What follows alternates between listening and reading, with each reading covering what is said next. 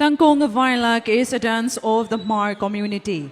It literally means victory dance of the monitor lizard. It was traditionally performed at Sikpui festival.